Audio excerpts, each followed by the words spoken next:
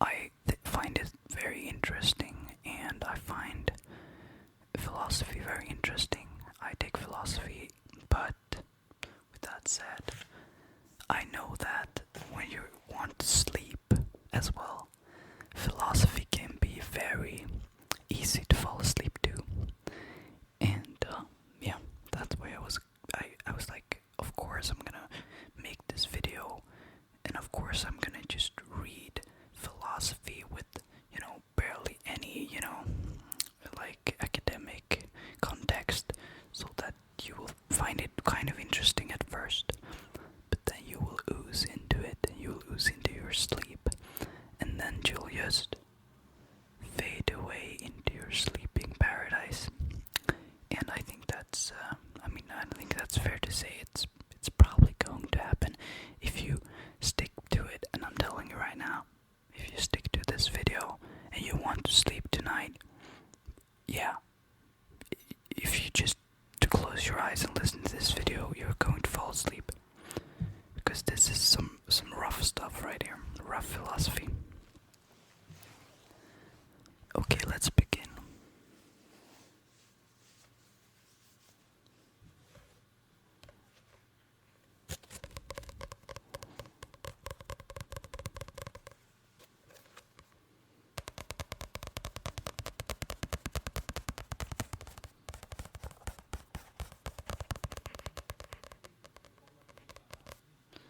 That's the philosophy book, right? It's a classic, Ethics by Julia Driver, a classic. Okay, let's see what we got in this book right here.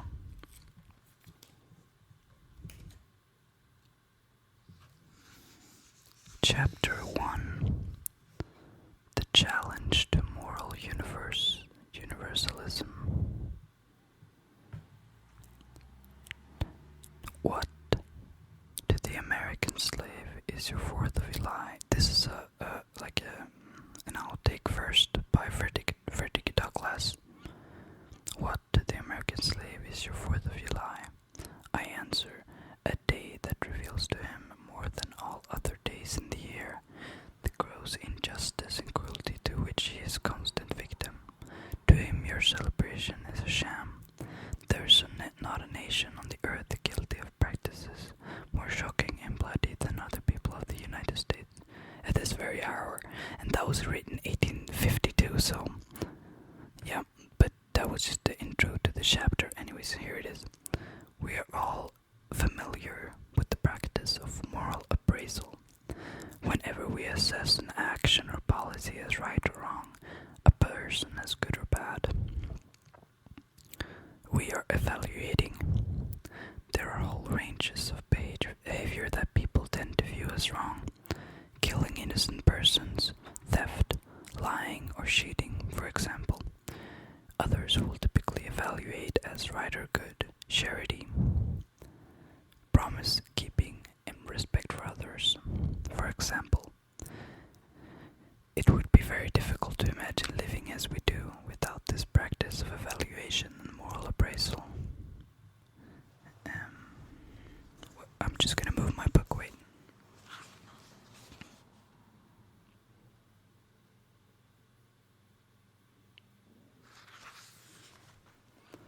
We need to evaluate potential courses of action in order to decide what to do. We need to evaluate in order to convey our moral concern to others. Positive social change also Positive social change also requires evaluation. For example, when Frederick Douglass, the great American orator and reformer, condemned the institution of slavery, he was evaluating this institution, judging it to be wrong and a social evil. Yet, in spite of its seeming insignificance, there are some people who are very skeptical about morality, about whether there is such a thing.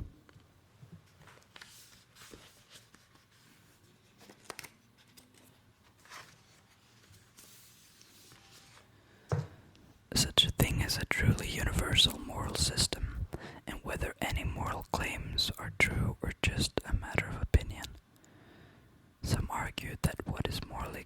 is a matter of taste or a matter of convention. So moral judgments are like aesthetic ones, where just about anything goes. We can trace such a view back to the historian Herodotus, who noted that there was an enormous cultural diversity on moral issues. In some countries, cannibalism is permissible, and in others, it's immoral. In some nations, it is acceptable to eat beef, while in others, it is not. Who is it to say what is really right or wrong? There is no universal fact of the matter about rightness and wrongness, and so forth. On this view of moral evaluation, normative claims will be radically different from descriptive claims. Yeah, definitely. Sorry, for example, if someone were to make the descriptive claim, 1. Wombats are animals, she would be stating something that has a truth value that does not vary across individual beliefs or across cultures. If one is true, it is true not in virtue of what someone's happened to believe. The truth value of how do we find out whether or not one is true or false? Well, we look at the features of wombats relevant to their classifications as mammals. Are they warm-blooded and furry? And do they give birth to live young? The answers to all these questions are affirmative, so one is true. In determining the truth value of one, we don't look at what people happen to believe about wombats. After all, people can be mistaken.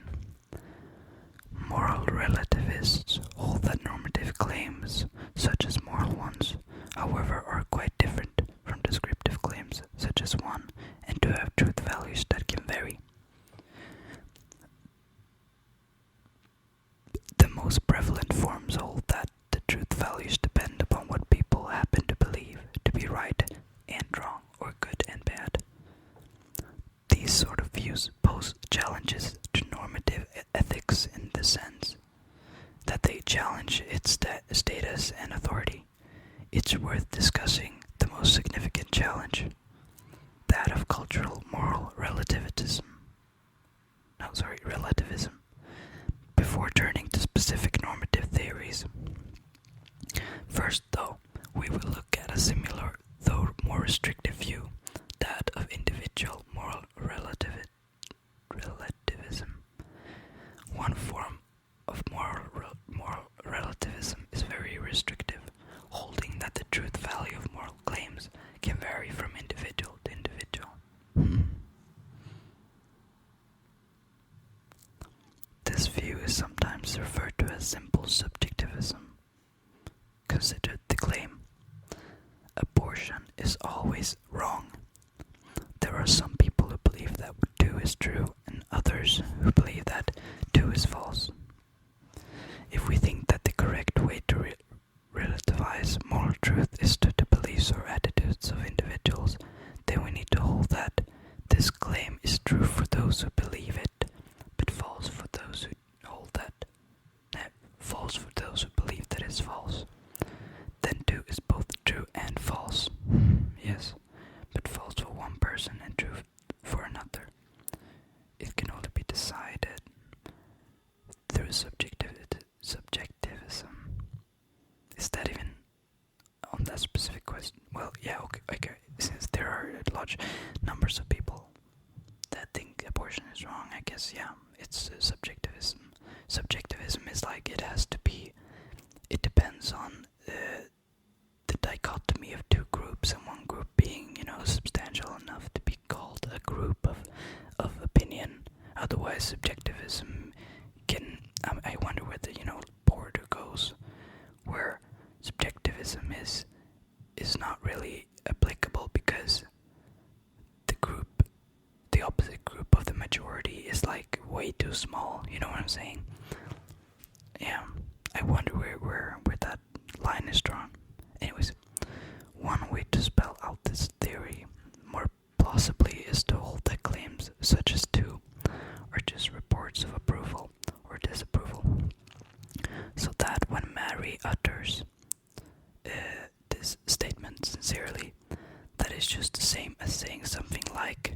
this is the third example. I, Mary, disapprove of abortion. If Mary is being sincere, then this must be true.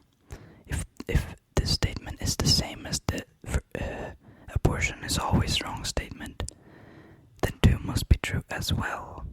But note that Ralph says 4. Abortion is always permissible, which is the same on this theory as 5. I, Ralph, do not disapprove of abortion. Then if Ralph sincerely utters 4, 4 must be true as well. Thus, 2 and 4 are both true, which is basically 2 is abortion is always wrong, 4 abortion is always permissible. That's so interesting though, wow. But yeah, so there's wow, that's very interesting. Then you can go into talking about what truth is, the difference between absolute truth and subjective truth, because that's what they're talking about, that there is something called subjective truth, and the subjectivism when it comes to truth, true things and false things. It's super interesting. Wow. And then there's a little note on the end of the page. Subjectivism can be spelled out in a wide variety of ways. This is just one. For example, some subjectivists discussed in a later chapter hold that moral utterances have no truth values at all. Since they are just expressions of an individual's emotional response to an action. Well, what? Really? How could you believe that? This version is sometimes called meta-ethical subjectivism. For more on this distinction, you can look Yeah. Next page. The very odd result that when Ralph and Mary argue about abortion, there is really nothing they are disagreeing about. It's, I guess.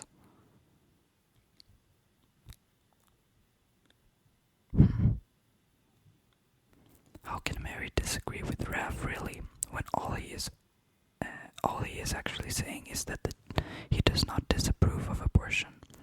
But this goes against our views about what takes place in moral argumentation. We do believe that some things are more substantive, more objective is at stake.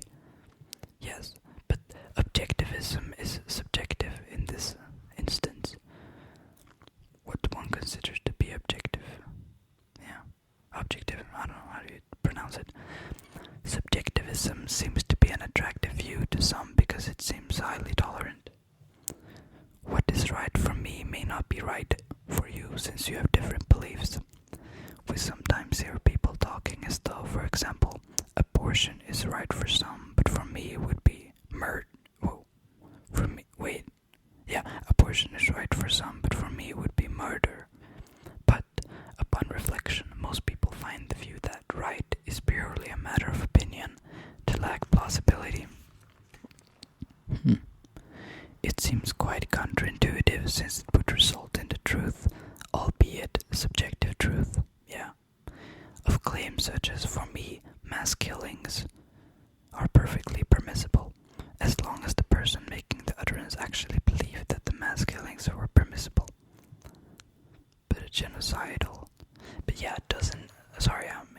But doesn't that person saying that very controversial claim have to have some sort of information to back his very, minoritized opinion?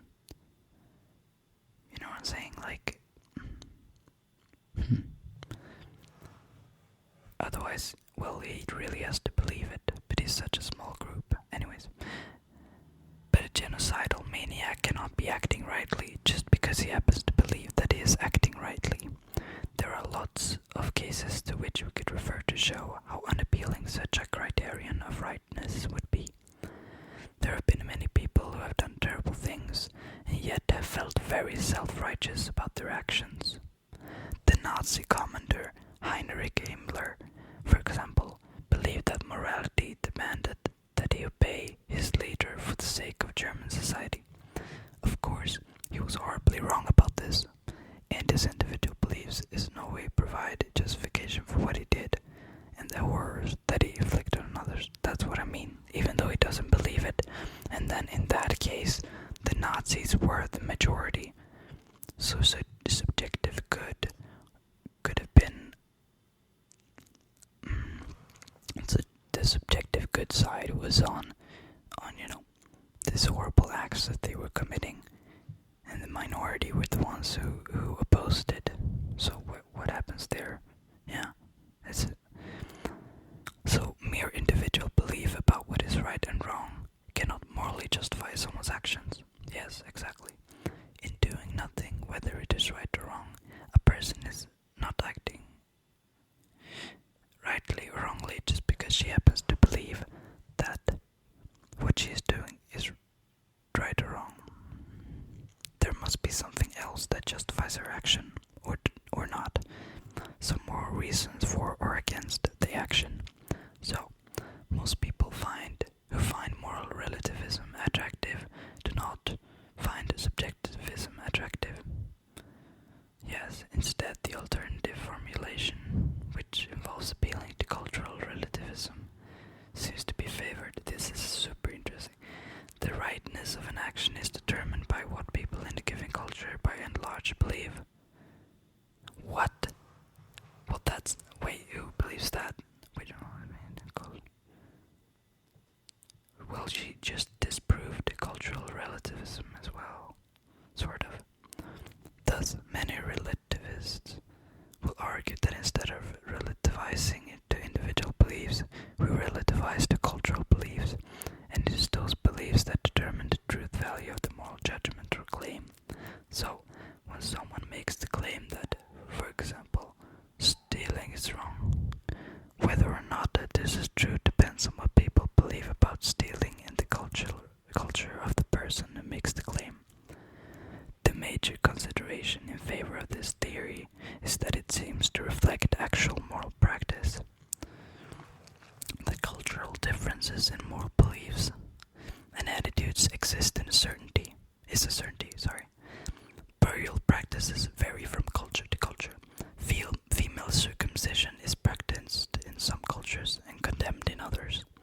Certain animals are approved eating in one culture, but not another, and the list could go on.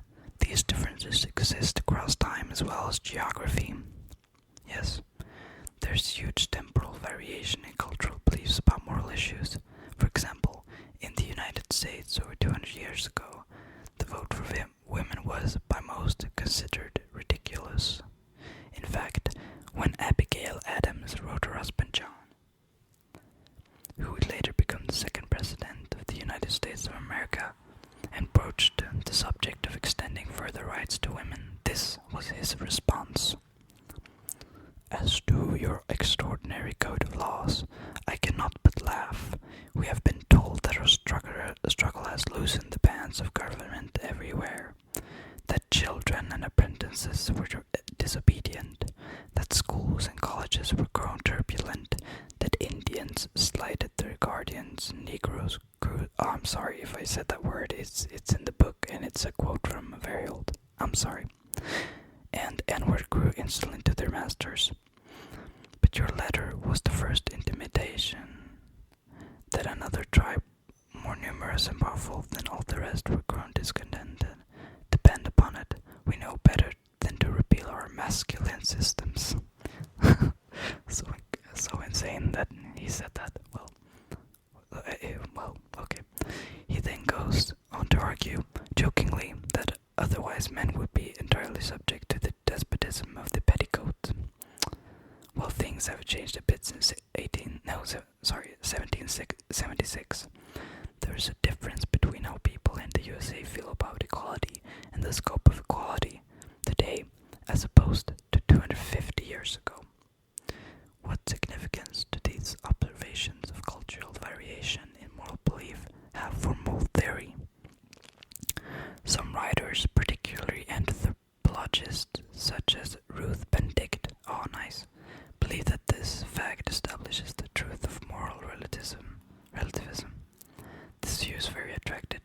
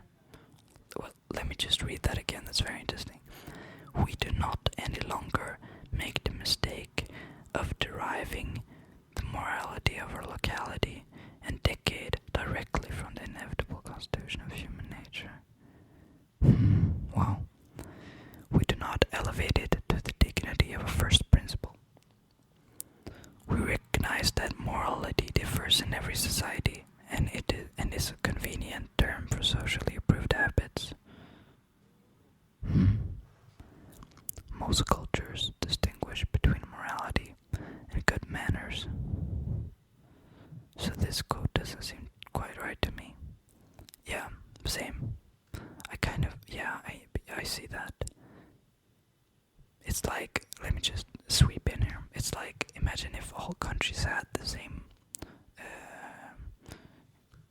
judicial system, or not judicial, but judicial system or laws, the same laws in all countries.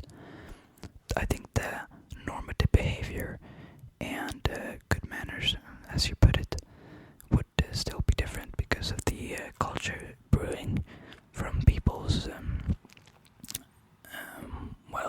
involvement in just day-to-day conversations and just the sociological structures would just, it would look different. I think the normative behavior in all countries. Yes, even though the law, so yeah, I understand what you're saying.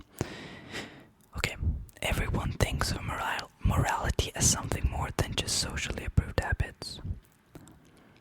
However, this quote from Benedict does, I think, capture the spirit of moral relativism, which is based on a recognition of cultural diversity. There is no right or wrong that transcends a given culture, no universal truth to morality. Okay, that's the first part of this series. I'll